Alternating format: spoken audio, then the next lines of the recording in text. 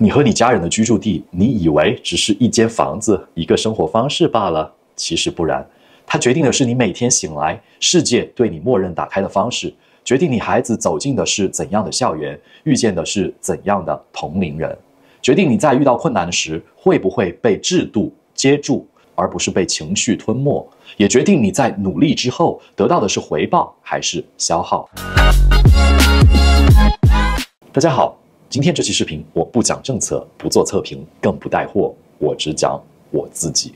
這些年我去過了60來個國家和地區，有的只是幾天的短暫停留，有的卻是好幾周的工作旅居，還有的一住就是幾個月甚至1年，也認真的在不同地方生活過，嘗試過。所以你問我走過這麼多國家，如果現在必須選擇一個地方長期生活，或者至少作為主要居住地，你會選哪兒？這個問題其實我也自己反覆問過自己很多次，答案並不複雜，就是美國。不是因為美國完美，也不是因為它沒有問題，恰恰相反，我很清楚它的不足。但在其他地方，我始終找不到那種感覺，一種能夠把整個人生都真正放進去的感覺。不是旅行，不是贊助，而是你願意把未來10年、20年，把工作、家庭、人生規劃都交給那個地方的安心感。很多國家很好看，很適合住，但是當你考慮長期生活的時候，你就會發現，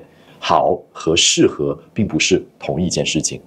今天這個視頻，我想聊的正是我這些年走過這麼多地方以後，為什麼最終還是回到了美國，以及這個選擇背後我所經歷過的猶豫、動搖和轉折。話不多說 ，Let's get into it。世界這麼大，憑什麼一定要待在美國？曾幾何時，我看到的更多是美國的煩惱和壓力，比如說底特律的槍擊新聞，西雅圖的流浪漢，不斷高起的物價，驢巷兩黨徹底撕裂的政治 ，IRS 永遠都講不清道不明的稅務制度。作為 digital nomad 的我，那時候真的有一種想法：世界這麼大，我為什麼一定要被困在這兒？於是我開始往外走。想看看是不是有一個地方能夠讓我和家人更安心的生活，不用天天承受巨大的壓力，能夠輕鬆一點、慢一點，生活更舒適一點。說實話，這也是當年我離開自己出生長大的地方的根本理由。我希望找到一個地方，不僅風景好、生活舒服，更重要的是能夠找到一種可以把自由行走和愜意生活相結合的安全感。那就是我當時離開美國去探索世界的出發點。這些年，我從未停止尋找更合適的居住地。我不是走馬觀花式的旅遊，而是真的在生活微體驗，在歐洲感受慢節奏，在中亞觸摸異域風情，在東亞體會文化共鳴，在東南亞享受低成本生活，也在拉美和中東感受過不同的人文煙火。很多地方剛開始真的很吸引人，生活節奏慢，壓力小，物價低，日常開銷輕鬆，人情味濃，居民友善，風景美到讓人心曠神怡，那種感覺真的很容易上頭。我記得好幾次我都覺得，要不以後就來這兒了。但真正生活一段時間，我才慢慢發現一些問題。長期居留手續極其複雜，而且政策隨時可能有變數。語言文化差異讓很多的生活細節變得異常繁瑣。一旦遇到問題，個人緩衝空間小。在某些地方，你始終是外來者，機會和安全感相當有限。我開始意識到，好住不等於能久住。旅行時，你享受的是風景和新鮮感，但長期生活，你需要的是規則清晰、機會可控、人生可以放進去的安全感。那一刻，我慢慢明白了，世界上有很多地方看起來很舒服，但只有一個地方能夠讓我在長期規劃、職業發展、家庭生活上感到足夠的穩妥，可以真正的落腳，那就是我曾為之奮鬥多年的美國。我開始懷念美國的一些以前討厭的東西。很奇怪，當我在海外的時間越久，就越不自覺地開始懷念美國那些我以前嫌煩的東西，比如規則複雜，但寫得很清楚；稅務麻煩，但有邊界；社會有問題，但你知道紅線在哪兒。而很多國家，你每天都要猜，這事兒行不行？這樣會不會出問題？在美國，你只要願意研究，規則就在那兒。真正影響決定的是一次很小的經歷。我記得有一次我在亞歐交界處的國家格魯吉亞辦理個人銀行賬戶以及注冊公司，這算是出海的標配了吧？在不同的銀行分行、會計師、律師以及政府部門來回跑了好幾趟，每個人給我不同的說法，沒有明確的流程，自然也沒有結果。那天我突然有種好累的感覺，而且是那種由內而外的疲憊感。我現在依然記得，那是一個陰沉沉的下午，在一番問詢無果後，我拖着疲憊的身軀來到 Tbilisi City Mall 旁邊的一個小咖啡館裡坐下，立馬看到一個穿着保安制服模樣的打工人也來這裡點了一個小麵包。只見他悄悄從自己背包裡拿出一杯啤酒，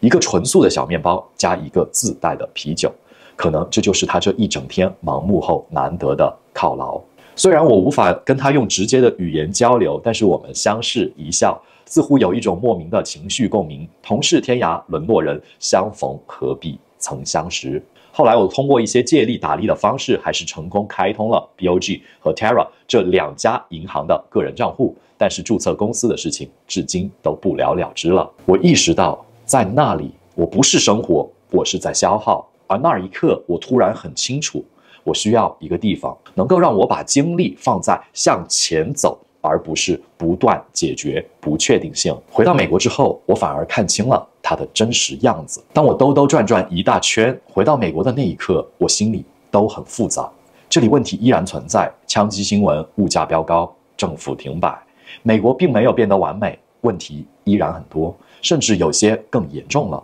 但我變了，我知道在主要城市 suburb 的獨棟別墅可能比市中心的小公寓更寬敞、更好住。精心挑選的公立學區其實比很多一年花個4-5萬美金學費的私立學校更適合我的孩子們。也知道某些族裔聚居的街區，除了開車通行，千萬不能閒得沒事下車亂逛。也了解了去什麼樣的農場可以規避直衝雲霄的高物價，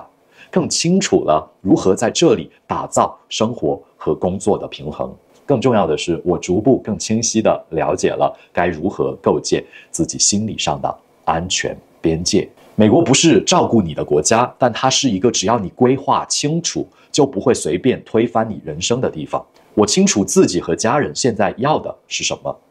空間、選擇權、長期規劃的可能性，而不是只看當下舒不舒服。我在美國並不是每天都很躺平的那種舒服，但我知道努力有沒有用，規則會不會突然變，我的選擇是不是長期有效。這種確定性是我走過這麼多地方之後變得彌足珍貴的。我發現生活的舒適度固然重要，但更重要的是，這個地方允許我把未來10年、20年的規劃放進去，讓我有空間為自己和家人做選擇，而不是被迫應對不確定性。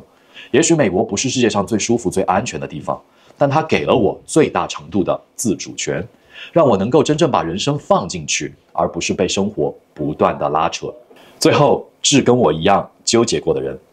你和你家人的居住地，你以為只是一間房子、一個生活方式罷了，其實不然。它決定的是你每天醒來，世界對你默認打開的方式，決定你孩子走進的是怎樣的校園，遇見的是怎樣的同齡人，決定你在遇到困難時會不會被制度接住，而不是被情緒吞沒，也決定你在努力之後得到的是回報還是消耗。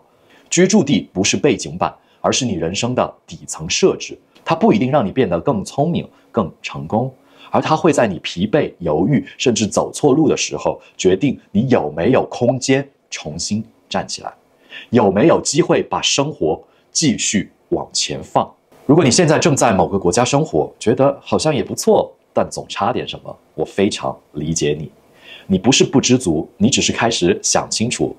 你想把未來放在哪裡。走過這麼多國家之後，我其實學會了一件非常簡單的事情：居住地從來不是中立的。你以為你只是選擇住在哪兒，但它會一點一點決定你的機會、你的成本，你能夠走多遠，也決定你有沒有重來一次的勇氣。所以現在我越來越相信一句話：如果你不主動選擇你的居住地，你一定會被居住地替你做選擇。對我個人來說，走過60多個國家和地區之後，我最終還是選擇了美國。不是因為它完美，而是因為它讓我可以把人生真正的放進去。當然，30-40歲的年紀，走過幾十個國家的旅居經歷，對我來說並不是終點，而只是人生的一個新起點。美國作為我和家人的核心居住地，也並不意味着1年365天都要死守在這裡。